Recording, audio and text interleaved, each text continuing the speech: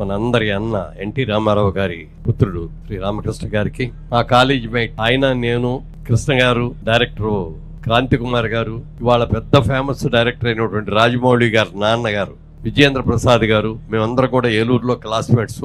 మేమందరం అలా కూర్చొని నాటకాలు చూస్తుంటే ఈయన స్టేజ్ మీద నాటకాలు వేస్తూ ఉండేవారు. అప్పటికే ఆయన పెద్ద నటుడు. చాలా సంతోషం అండి వాళ్ళ, ఎందుకంటే మేము కూడా చాలా ఇట్లాంటి కాంప్లెక్స్లు కట్టాము. కానీ ఇవాళ ఇక్కడ చూస్తే నాకు ఎంత ఆనందంగా ఉందంటే, ఇక్కడ ఉన్న రెసిడెంట్స్కి అందరికీ కూడా అన్ని ఏజ్ గ్రూప్ వాళ్ళకి కావాల్సినవి అన్ని కూడా ఇక్కడ అరేంజ్ చేయడం చాలా బాగుంది. ఇవాళ ఇక్కడ ఉన్నటువంటి సీనియర్ సిటిజన్స్ అందరూ కలిసి ఇలాంటి కార్యక్రమాన్ని నిర్వహించడం, దీన్ని అద్భుతంగా చేయడం, అందులో ముఖ్యంగా మిత్ర గారు ఘంటసాల గారి పాటలన్నీ పాడి, ఎన్టీ రామారావు గారి పాటలన్నీ కూడా పాడి, వారి శ్రీమతి గారితో కూడా, అంటే రోజు ఇలాంటి సీనియర్ సిటిజన్స్ అందరూ కూడా సాయంత్రం పూట పలానా చోటు కూర్చోవటమో, కబుర్లు చెప్పుకోవటమో, వార్తలు వినటమో, ఇవన్నీ కూడా చేస్తూ ఇలాంటి కల్చరల్ యాక్టివిటీస్ కూడా నిర్వహించడం మాత్రం నాకు తెలిసినంతవరకు ఇదే ఫస్ట్ టైం నేను చూడటం. ఎవరికైనా సరే కాలక్షేపం అనేది డెఫినెట్గా కావాలండి, ఒక ఆట విడుపు అనేది కావాలి. అలాంటి దాంట్లో ఒక మంచి కార్యక్రమాన్ని, మంచి సందర్భాలని తీసుకొని ఇక్కడ మీరు చేస్తున్నందుకు మనస్ఫూర్తిగా మీ అసోసియేషను అధ్యక్షుడికి, కార్యవర్గానికి అందరికీ కూడా నా హృదయపూర్వకంగా అభినందనలు తెలియజేస్తున్నాను. ముఖ్యంగా ఇవాళ రోజు ఫంక్షన్ ఏమిటి అంటే, ఎన్టీ రామారావు గారు మొట్టమొదటి సినిమా ఆయన నటించింది మన దేశం అనే చిత్రం. ఆ చిత్రం విడుదలయ్యి 75 సంవత్సరాలు పూర్తయిన సందర్భంగా ఈ రోజున ఈ పండగ ఇది. నాకు తెలిసినంత వరకు శత జయంతి ఉత్సవాలు చాలామందికి జరిగినాయి. కానీ శత జయంతి ఉత్సవాలు జరిగేటప్పుడు ఆ ఉత్సవం జరిగిన మొదటి రోజు, ఆఖరి రోజు చేస్తారు. ఏదైనా ఇంకా కొంచెం పెద్దవాళ్ళు అయితే ఇంకా మధ్య మధ్యలో కూడా చేస్తారు. కానీ నాకు తెలిసినంత వరకు ప్రారంభమైన మొదటి రోజు నుంచి చివరి వరకు కూడా అనేక కార్యక్రమాలు దేశ విదేశాలలో, ఒక్కచోట కాదు, భారతదేశంలోనే కాదు, అనేక దేశాల్లో కూడా ఆయన ఎన్టీ రామారావు గారి ఉత్సవాలు జరిగినాయి అంటే దట్ ఈజ్ ఎన్టీఆర్. అలాగే మరి ఇవాళ రోజున మొట్టమొదటిసారి ఈ ఫంక్షన్కి రావటం అంటే 75 సంవత్సరాల మొదటి చిత్రం అయిన తర్వాత జరగటం అనేది ఇంతకుముందు ఎవరికి జరగల. ఇక్కడ జరగటం, అది మీ అందరి సమక్షంలో జరగటం, మీ చేతుల మీదుగా జరగటం, మరి అలాగే పెద్దలందరికీ కూడా, ఇక్కడున్న సొసైటీ సీనియర్ సిటిజన్స్కి అందరికి కూడా ఈ ఘనత మీకే దక్కుతుంది. ఇంత మంచి కార్యక్రమంలో పాల్గొనే అవకాశం నాకు ఇవ్వటమే కాకుండా ఎన్టీ రామారావు గారి మీద అవార్డు కూడా మీరు నాకు ఇస్తున్నందుకు ఇంకా ఇంకా సంతోషంగా ఉంది. ఈ శత జయంతి ఉత్సవాల సందర్భంగా అనేక చోట్ల రామారావు గారి పేరు మీద ఇచ్చిన అవార్డులు ఎన్ని వచ్చినాయో చెప్పడానికి వెళ్ళేది నాకు. చాలా సంతోషం, ఎందుకంటే నేను బాగా ఆరాధించే నటుల్లో ఆయన ఒక గొప్ప నటుడు. ఆయన పురుషులందు పుణ్య పురుషులు వేరయ్యా అంటారు పెద్దలు. ఎందుకంటే ఒక జన్మ, మానవ జన్మ రావటమే ఒక అదృష్టం. ఎన్నో జన్మల్లో మనం చేసిన పుణ్యం వస్తే మానవ జన్మ వస్తుంది అంటారు. ఈ మానవ జన్మలో మనలాంటి వాళ్ళం ఎంతోమంది ఉన్నాం.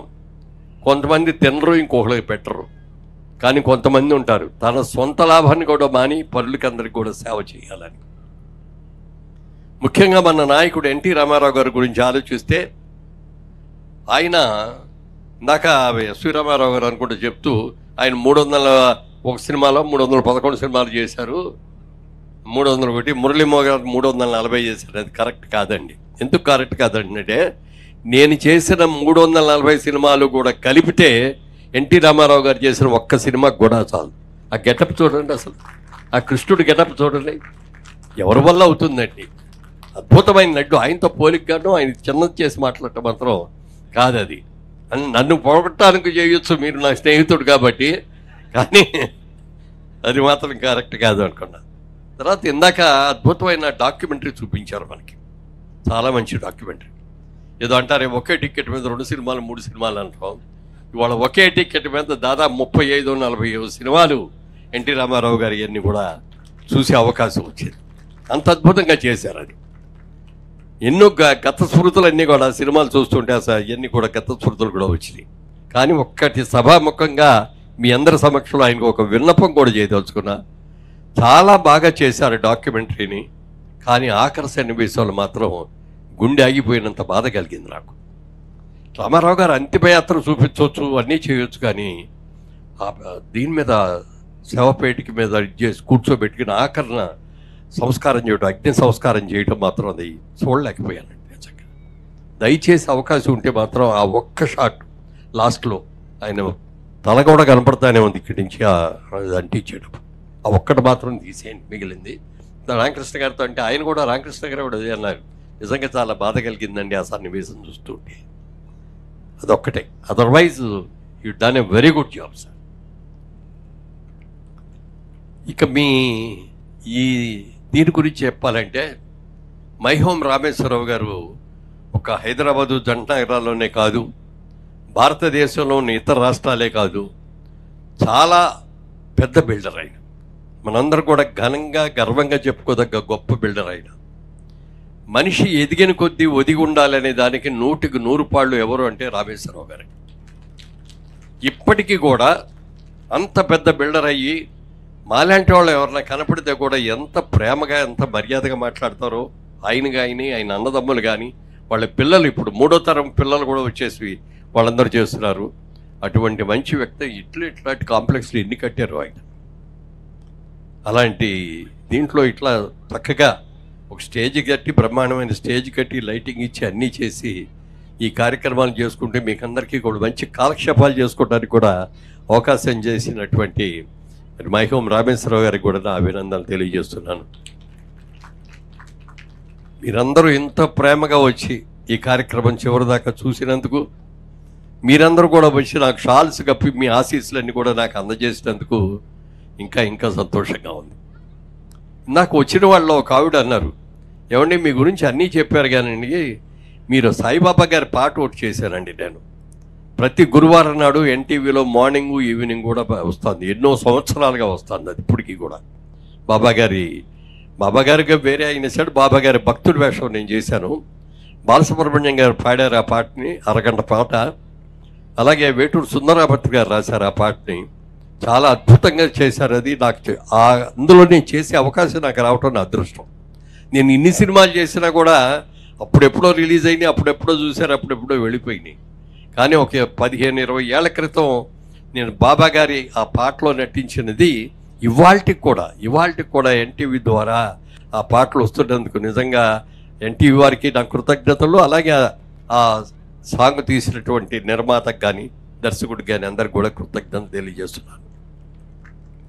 ఇంకోటి ఎవరో వచ్చి అడిగారు, మురళీమోహన్ గారు మీరు అంటే మాకు చాలా ఇష్టం అండి, కానీ మీరు ఇంత వయసులో కూడా మీరు ఇంత యాక్టివ్గా ఉన్నారు, ఎలా తెలుసుకున్నా మీరు చెప్పాలండి అన్నారు.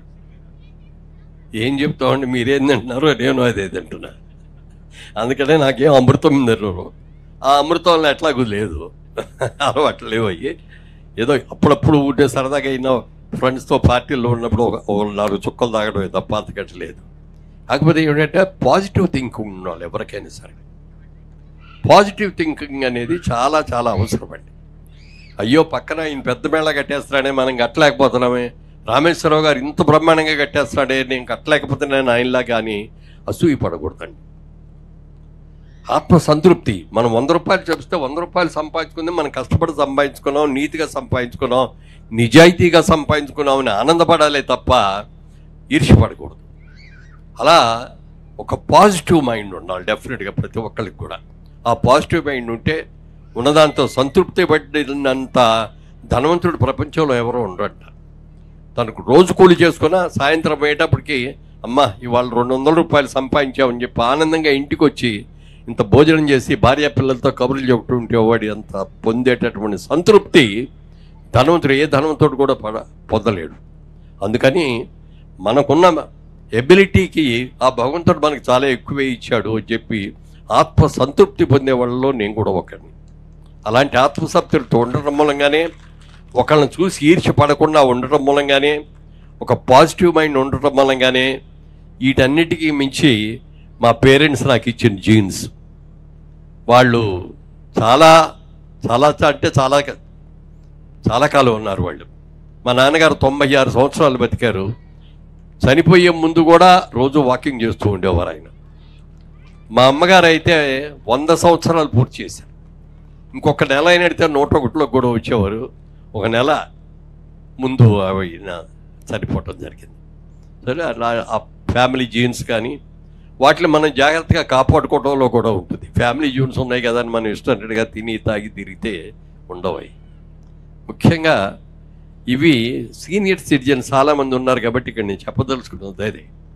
నేను ముసలాయన పోయాను ఇంకేం దొరుకుతావు అని అనుకోవద్దండి. రోజు ప్రొద్దున్నే లేవగానే చక్కటి ప్రదేశం మీరు ఉంటున్నది, చక్కగా వాకింగ్ ట్రాక్స్ ఉన్నాయి, ఇక్కడ నడవండి. రోజు ఎంతో కొంత మీకున్న మనం తినేదాన్ని జాగ్రత్తగా మనం ఏం తింటున్నాము, ఎలా తింటున్నాము అనేది కూడా చూసుకుంటూ శారీరక శ్రమ కూడా మీరు చేయాలి. ఎన్ని క్యాలరీస్ మనం తింటున్నాము, ఎన్ని క్యాలరీస్ మనం బాణం చేస్తున్నాము అనేది కనుక తెలుసుకుంటే అది చాలా మంచిది. మనం ముసలాళ్ళం అనుకుంటే ముసలాళ్ళమే. నన్ను చాలామంది అడుగుతారు మీ వయసు ఎంత అండి అని. ఈ సంవత్సరం అందరికీ నేను చెప్తాను నా వయసు 48 అండి అని చెప్తాను నేను. ఒక్క నిమిషం కొద్దిగా క్షమించండి. వారు వయసు గురించి ఇంత మాట్లాడే వారు వయసు చెప్పలేదండి. నేను చెప్తానండి, వారు మన 16 నుండి 15 వచ్చినాయండి. నిజంగా మేమిద్దరం మన సింగపూర్ ఎన్టీఆర్ వజ్రోత్సవం సభకి వెళ్ళడం జరిగింది. వారి ఉత్సవం చూసి మేము ఆశ్చర్యపోయాం. మా పరుగులు చేస్తున్నాడు ఆయన. మేము ఆయనతో కాంపిటీషన్ తట్టుకోలేకపోయాం. మేము కష్టపడి ఆయన మేము 2 ముద్దలు తిని పడకేస్తున్నాం. ఆయన 2 ముద్దలు తిని 1 ముద్ద తిని 1 గంట నడుస్తున్నాడు ఆయన. అక్కడ కూడా రోజు 5:30కి 1.5 గంట వాకింగ్కి వెళ్తున్నాడు ఆయన. అదే సీక్రెట్ అండి. సో ఇదంతా దీనికి ఆయన వారు చెప్పేది మైండ్ సెట్ అండి. నాన్నగారు కూడా అనేవారు ఎప్పుడు age is just the reference అండి. స్కేల్లో మనకి 0 అట్లాగో age is just the reference. As long as the mind and physique is active, age is just the reference అండి. రామకృష్ణ గారు చాలా థ్యాంక్స్ అండి. నా రహస్యాలు కొన్ని అనవసరంగా మీరు బయట పెట్టేశారు. ఎన్టీ రామారావు గారు కూడా మీకు చాలామందికి తెలిసి ఉంటుంది. ఇది ఆ రోజుల్లో ఇప్పుడు ఉన్నట్టుగా జిమ్ములు అవి లేవు, కానీ ఏదో ఒక విధంగా ఎక్సర్సైజ్ చేయాలి. రోడ్డు మీద నడిచి అంత పెద్ద యాక్టర్ రోడ్డు మీద నడిచి వెళ్తా అంటే సరిగ్గా నడవరెవరు ఆపేస్తారు. అందుకని ఆయన ఏం చేశారంటే ఇంట్లో ఒక లారీ ఇసుక తీసుకొని అక్కడ ఇంటి ముందు పోయించుకున్నారు. ఆయన పొద్దున్నే తెల్లవారుజామున 3:30, 4ంటికి ఆయన ఓ పార పుచ్చుకొని ఆ లారీ ఇసుక మొత్తం ఇటు పోసేవారు. మర్నాడు వచ్చి ఈ ఇసుక అంతా మళ్ళీ అటు పోసేవారు. అది ఆయన ఎక్సర్సైజ్. అంత అద్భుతమైన ఎక్సర్సైజ్ చేసేవారండి. ఇప్పుడంటే జిమ్లు వచ్చినాయి, అన్నీ వచ్చినాయి, చాలా వచ్చినాయి. అలా ఎవరైనా సరే మేము ముఖ్యంగా ప్రొఫెషన్లో ఉన్నాం కాబట్టి, సినిమా ప్రొఫెషన్లో ఉన్నాం కాబట్టి ఎంత ముసలివాళ్ళం అయినా కొంచెం పడిచోళ్ళలాగా కనపడటానికి ప్రయత్నం చేస్తాం కాబట్టి మాకు తప్పదని. కానీ ఎవరి ఆరోగ్యంగా వాళ్ళు చూసుకున్నా కూడా శారీరక శ్రమ అనేది కంపల్సరీగా చేయాలండి. అలా ఉంటేనే యాక్టివ్గా ఉంటాం. అమ్మో నాకు వయసు అయిపోయింది, నేను లేవలేను, లేస్తే కూర్చోలేను అని అనుకుంటే ఇంకా ముసలివాళ్ళం అయిపోతాం. అందుకని ఇక్కడ చాలామంది పెద్దవాళ్ళు, నా ఆయన కూడా చాలా పెద్ద ఆయన కూడా చక్కగా దాగలాగా తెల్లగడ్డ మీసాలు గీసాలు బ్రహ్మాండంగా ఉన్నారు ఆయన. సుబ్బారావు గారు ఆయన చూడగానే ఆయన మీసాలు నాకు నచ్చినాయి బాగా. ఆయన మీసం తిరిగిరంటే ఆ మీసం తిరగట్లా ట్రై చేస్తా. కానీ చాలా చాలా సంతోషం అండి. వాళ్ళు ఎంత ఆనందంగా ఉందో చెప్పడానికి లేదు. ఇంతమంది మంచి మనసులు, ఇంతమంది పెద్దలు అందరు కలిసి మీరు ఈ సందర్భంలో ఈ కార్యక్రమంలో సత్కరించడం, మీ ఆశీస్సులు అందజేయడం, మీరందరూ కూడా వచ్చి షాల్స్ కప్పడం, మీరందరూ ఫోటోలు తీయించుకోవడం, ఇవన్నీ చూస్తే చాలా ఆనందంగా ఉంది. చాలా చాలా సంతోషం. మళ్ళీ అవకాశం ఉన్నప్పుడు ఇంకోసారి కలుస్తారు. Thank you. ఇంకొక చిన్న మాట అండి లాస్ట్లో, ఒకే ఒక చిన్న మాట. రామకృష్ణ గారు very active member in that family అండి. ఆయన బాలకృష్ణ గారు పెద్దన్నయ్య అనే ఒక సినిమా పెద్ద హిట్ అయిందండి. ఆ సినిమా హిట్ అయినప్పుడు దాన్ని బెంగళూరులో బ్రహ్మాండంగా ఫంక్షన్ చేయాలనే ఉద్దేశంతో ఆ ఫంక్షన్కి ఏర్పాట్లు చూడటం కోసం వెళ్ళారు. ఆయన ఇంకో 3 మిత్రులు కలిసి. ఆయనే డ్రైవింగు. రాత్రిపూట ఆ కారులో వెళ్తుండగా యాక్సిడెంట్ అయింది. యాక్సిడెంట్ అయిపోయి చాలా దెబ్బలు తగిలినాయి ఆయనకి. హెడ్ ఇంజరీ అయ్యి బ్రెయిన్ కూడా బయటకు వచ్చింది. అలాంటి టైంలో హాస్పిటల్కి వెళ్ళి తీసుకువెళ్ళి ఆయన మళ్ళీ మామూలు మనిషి అయ్యి మామూలుగా కలిసి నడవటానికి చేసిన దానికి ఎంతో శ్రమ పడాల్సి వచ్చింది. రామారావు గారి ఆశీస్సులు నిజంగా ఆయన తలుచుకోబట్టి ఆయన మళ్ళీ బతికి బయటకు వెళ్ళారు. ఇప్పటికి కూడా కొంత నడకలో కొంచెం తేడా ఉన్నప్పటికీ కూడా ఇప్పుడు కూడా రోజు 1 గంట నడుస్తాడు ఆయన. అయ్యో నడవలేకపోతున్నాడే అని అనుకుంటాం. ఇంకా ఆ పెరాలసిస్ లాంటిది, బ్లడ్ సర్క్యులేషన్లో కొంచెం ప్రాబ్లమ్స్ ఉన్నా కూడా ఇప్పటికి కూడా అంత యాక్టివ్గా ఉంటారు. ఆ ఫ్యామిలీలో ఎన్టీఆర్ గారి బ్యానర్ మీద ఎన్ని సినిమాలు తీసినా దాన్నింటినీ కూడా మొత్తం చూసేది ఆయనే. అలాగే ఆ ఫ్యామిలీ గురించి ఏది వచ్చినా ఏది చేసినా చేయాల్సింది ఆఖరిలో చిన్నవాడే. మిగిలిన వాళ్ళతో పోల్చుకుంటే హరికృష్ణ గారు, మోహన్ కృష్ణ గారు వాళ్ళందరితో పోల్చుకుంటే చిన్నవాడే అయినప్పటికీ కూడా లాస్ట్ బట్ 1 కదా మీరు, లాస్ట్ బట్ 1 ఆయన అంత యాక్టివ్ వ్యక్తి. నేను చాలా సందర్భాల్లో కలుస్తూ ఉంటాం. అలాంటి మంచి మనిషికి ఇవాళ రోజున రామారావు గారు లేకపోయినా వారి పక్కన ఆయన కూర్చుంటే నాకు రామారావు గారి పక్కన కూర్చున్నట్టుగానే ఉంటుంది.